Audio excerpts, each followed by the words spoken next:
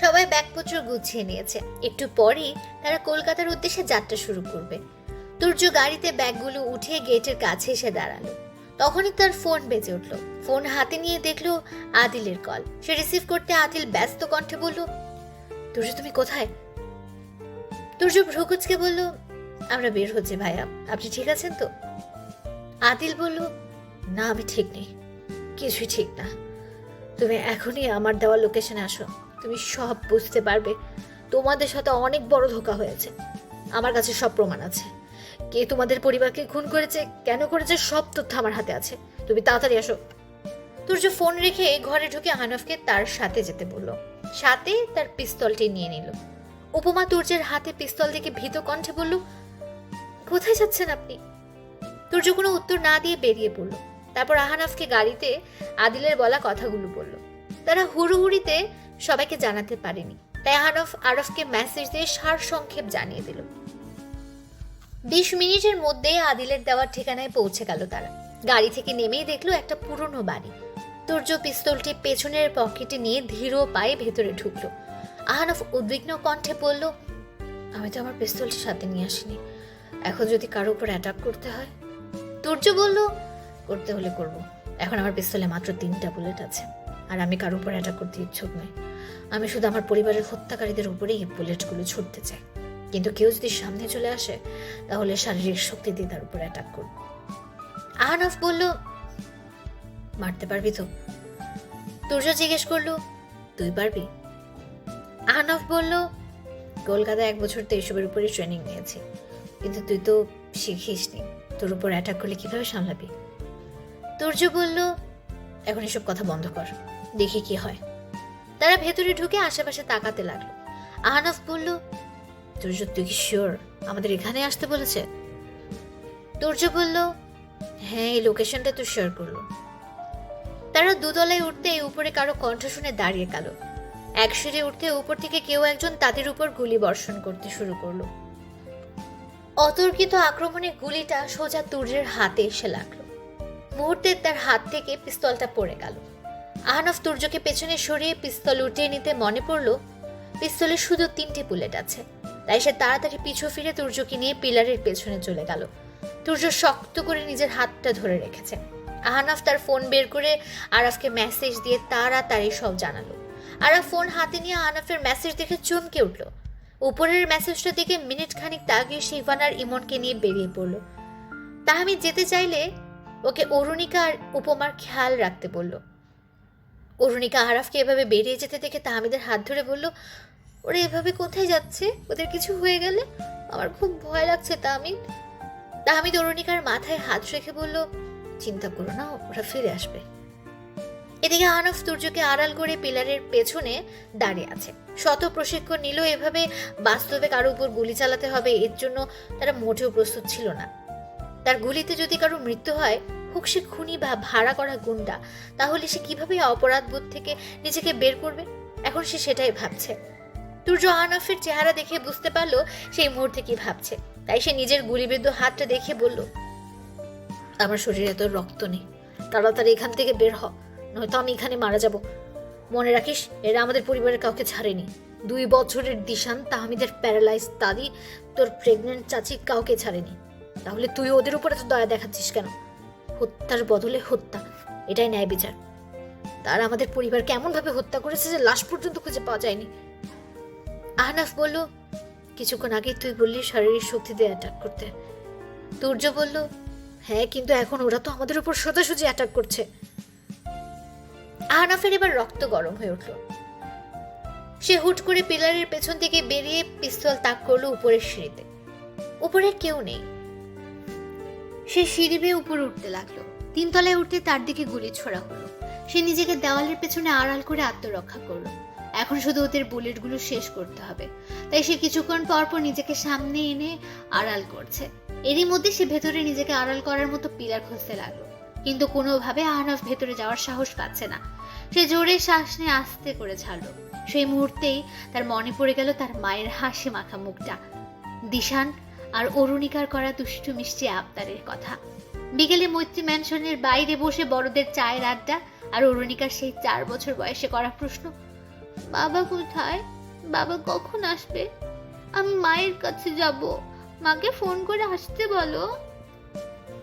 আহনাফের চোখ ছলছল করে উঠল, তার পুরো শরীর রাগে কাঁপতে লাগলো। এবার সে আর থামলো না, পিস্তল তাক করে সামনে এগোতে লাগলো।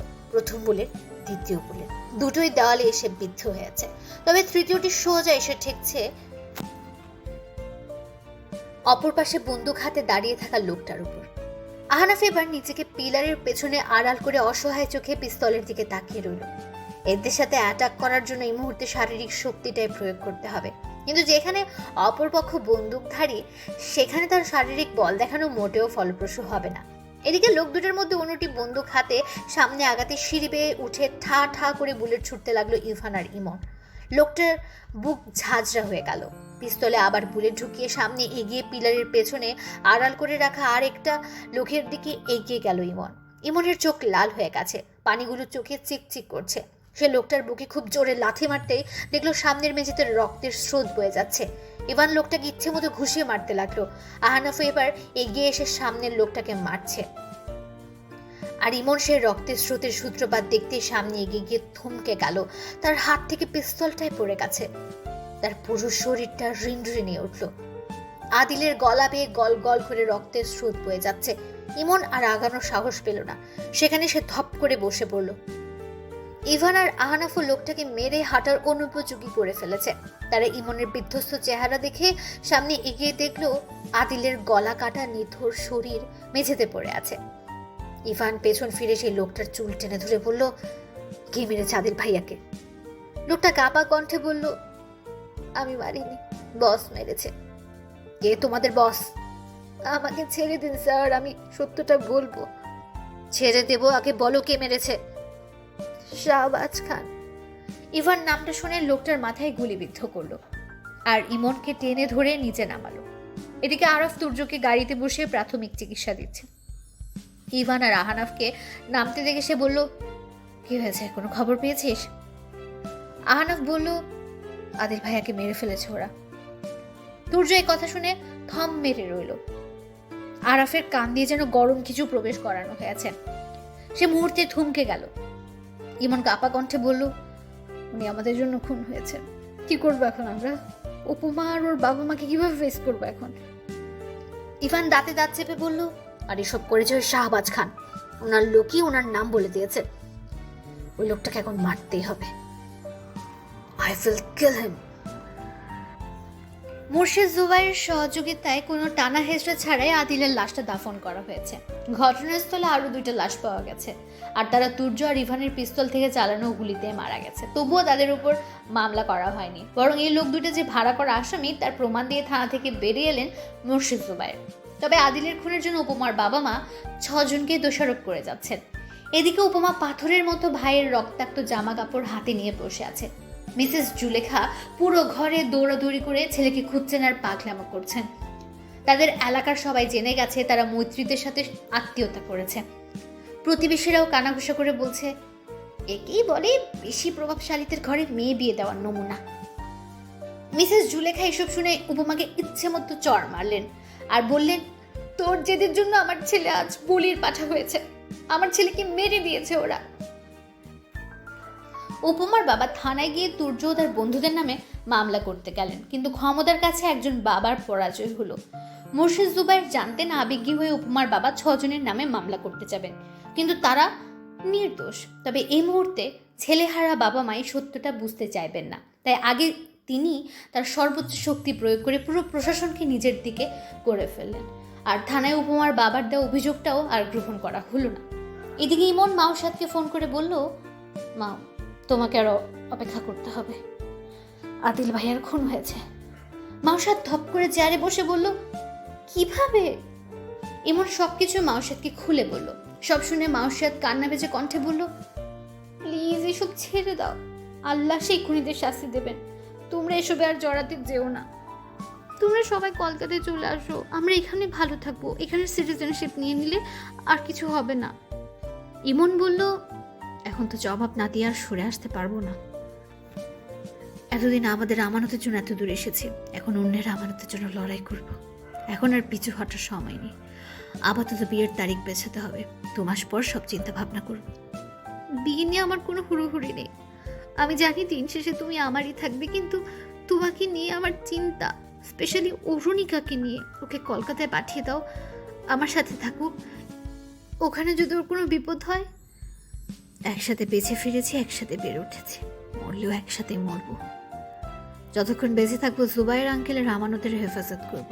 অরুণিকার কিছু হবে না, আমরা 6 জন ওর জন্য যথেষ্ট। এদিকে তুর্য উপমার পাশে এসে বসলো। উপমা মলিন মুখে দেওয়ালে হেলান দিয়ে মেঝেতে বসে আছে। তুর্য তার হাতটি উপমার হাতের উপর রাখতে উপমা এক ঝটকায় সে হাত সরিয়ে দিয়ে বলল, দূরে সরে যাও আমার কাছ থেকে। তোমার জন্য আমার ভাইয়ের খুন হয়েছে, তুমি আমার ভাইয়ের আসামি, যাও এখান থেকে। উপমার মুখ থেকে তুমি ডাক শুনে তুর্য বুঝতে পারলো তাদের সম্পর্কে অনেক বড় পরিবর্তন এসে গেছে। বিয়ের পর থেকে উপমা তাকে আপনি করে রেখেছে, আর আজ প্রথম তাকে তুমি করে রাখছে। তুর্য বলল, ভাইয়ের সাথে যাওয়া হয়েছে তার জন্য আমি খুব গিল্ট ফিল করছি, আর যে খুন করেছে তাকে আমরা ছাড়বো না, তাকে আমরা শাস্তি দেবো উপমা। উপমা তার ছেলে সুরে বলল, এত বছরে নিজের বাবা মার খুনিদের শাস্তি দিতে পারছো না, আর আমার ভাইয়ের খুনের শাস্তি দেবে, আমার ভাইয়ের খুনের শাস্তি দেবে। আসলে হাসালে আমাকে তুর্য, আমি তোমার কে? হ্যাঁ, আমি এত বছর তোমার রক্ষিতা হয়ে আছি, যাকে তুমি শারীরিক চাহিদা মেটানোর জন্য ব্যবহার করেছো। শুধু তোমার কাছ থেকে এতটুকু পরিমাণ ভালোবাসা আমি পাইনি। তুর্য উপমার হাত ধরে বলো, ছি, কি বলছো তুমি এসব? তুমি আমার ওয়াইফ, তুমি এমন বাজে শব্দ কিভাবে নিজের জন্য ব্যবহার করছো? আমি তোমার ওয়াইফ, এটা শুধু তোমার রাতে মনে আসে, তাই না? তুর্য উপমার হাতটা নিজের বুকের সাথে লাগিয়ে বলল, আল্লাহর বাস্তে তুমি এসব কথা বন্ধ করো। আমি অনেক খারাপ, তবুও নিজেকে নিয়ে এমন কথা বলো না। তুমি আমার কাছে অনেক সম্মানের, প্লিজ উপমা, এমন কথা আর বলো না। উপমা তুর্যকে ধাক্কা দিয়ে সরিয়ে দিল। তুর্য তার হাতের ক্ষতস্থান চেপে ধরে কুঁকড়ে উঠল। উপমা এক নজর তুর্যের দিকে তাকিয়ে ঘর থেকে বেরিয়ে গেল। কিছুক্ষণ পর উপমার বাবা এসে তুর্যের হাত ধরে তাকে টেনে বাইরে নিয়ে গেলেন আর বললেন, আমার ছেলে মারা গেছে, এখনো 4 দিনও হয়নি। এখন আমরা আমাদের দ্বিতীয় সন্তানকে হারাতে চাই না। আমাদের এই 2টাই সম্পদ ছিল, তোমরা একটা কেড়ে নিয়েছো, এখন আর একটাই আছে। তাকে মুক্তি দাও, তাকে অন্তত বাঁচতে দাও। তুর্য কাঁপা কণ্ঠে বলল, বাবা, আমি উপমার খেয়াল রাখবো। আমি থাকতে। তুর্যকে থামিয়ে দিয়ে করিম সিদ্দিক বললেন, আমি তোমার বাবা নই, আর উপমার খেয়াল রাখার জন্য ওর বাবা মা বেঁচে আছে। তুমি আমার মেয়েকে মুক্তি দাও, এর সম্পর্কটা এখানেই শেষ হোক। তুর্য বলল, ও আমার ওয়াইফ, আমি ওর সাথে সম্পর্ক ছিন্ন করতে পারবো না।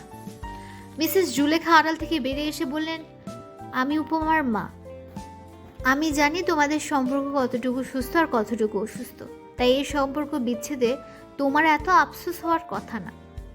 তুর্য মিসেস জুলেখার কথা শুনে কোনায় দাঁড়িয়ে থাকা উপমার দিকে তাকালো। তুর্য তার দিকে এগোতে গেলে সে দৌড়ে রুমে ঢুকে দরজা বন্ধ করে দিয়ে ভেতর থেকে বলল, আমি আমার বাবা মার সাথেই থাকবো, আপনি আমাকে তালাক দিয়ে দিন, আমি আর আপনার সাথে ওই বাড়িতে থাকতে পারবো না।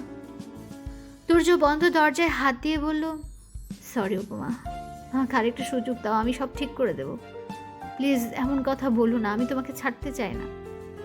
করিম সিদ্দিক তুর্যকে টেনে ঘর থেকে বের করে দিয়ে বললেন, তোমাদের অনেক ক্ষমতা আছে, হয়তো আমার মেয়েকেও ঝুলিয়ে রাখবে, সমস্যা নেই। আমাদের কাবিনের টাকার প্রতি কোনো লোভ নেই। উপমা নিজেই তোমার কাছ থেকে তালাক নেবে, খুব শীঘ্রই তুমি কাগজ পেয়ে যাবে। তুর্য হাত জোর করে হাঁটু গেড়ে বসে বলল, বাবা, আমাকে একটু সুযোগ দিন, আমার তো বাবা মা নেই, আপনাদেরকে আমি বাবা মার জায়গা দিয়েছি, প্লিজ আমার সাথে এমনটা করবেন না, আমি উপমাকে ভালো রাখবো, আমাকে প্লিজ আরেকটা সুযোগ দেন। করিম সিদ্দিক তুর্যের মুখের উপর দরজা বন্ধ করে দিলেন, আর তুর্য বসা থেকে উঠে ধীর পায়ে সিঁড়ি বেয়ে নামতে লাগলো। অন্যদিকে উপমা তার রুমে লাগিয়ে রাখা তুর্যের ছবিগুলো একে একে নামাতে লাগলো। সে শব্দ করে কাঁদছে। রুমের বাইরে থেকে মিসেস জুলেখা মেয়ের কান্না শুনে মেঝেতে বসে ফুপিয়ে কেঁদে উঠলেন আর বললেন, আমার সাজানো গোছানো সংসারটা শেষ হয়ে গেছে, আমাদের আদিল আমাদের ফেলে চলে গেছে। ও তো উপমাকে সবসময় সাহস দিত, প্রেরণা দিত, এখন আমার মেয়েটাকে কে দেখবে? এদিকে নিয়াজ হোসেন রিয়াজুর রহমানের রুমে এসে বললেন, ভাই, ওই মেয়ের সব তথ্য পেয়েছি। রিয়াজুর রহমান মুচকি এসে বললেন, কি নাম তার? নিয়াজ হোসেন বললেন, উপমা করিম। রিয়াজুর রহমান বললেন, খুব সুন্দর নাম। নিয়াজ হোসেন বললেন, আরেকটা খবর আছে। রিয়াজুর রহমান বললেন, বল। নিয়াজ হোসেন বললেন, উপমা তুর্য আহমেদের স্ত্রী। রিয়াজুর রহমান ভ্রুকুচকে বললেন, তুর্যটাকে? নিয়াজ হোসেন বললেন, মৈত্রীদের সন্তান, হাকিম আহমেদের ছেলে। রিয়াজুর রহমান থমকে গেলেন। নিয়াজ হোসেন আবার বললেন, উপমা করিমের বড় ভাই আদিল সিদ্দিকের খুন হয়েছে 2 দিন আগে। ধারণা করা হচ্ছে মৈত্রীদের শত্রু এই খুনের সাথে জড়িত ছিল। রিয়াজুর রহমান বললেন, আমি যতদূর জানি মৈত্রীদের তো শত্রুর অভাব নেই, তাহলে এই কাজ কারা করেছে আর কেনই বা করেছে? নিয়াজ হোসেন বললেন, আদিল খুনিদের ব্যাপারে কিছু তথ্য পেয়েছিল, লাস্ট কল রেকর্ডে এটাই পাওয়া গেছে, আর মুর্শিদ জুবাইর এই মামলায় তাদের সাহায্য করছে। রিয়াজুর রহমান হঠাৎ উঠে দাঁড়িয়ে বললেন, আমার গাড়িটা গ্যারেজ থেকে বের কর। মিসেস উপমা করিমের বাসায় আজ আমার বিনা নিমন্ত্রণে আগমন হবে, আর আজকের রাতের খাবারটা আমার পক্ষ থেকে যাবে।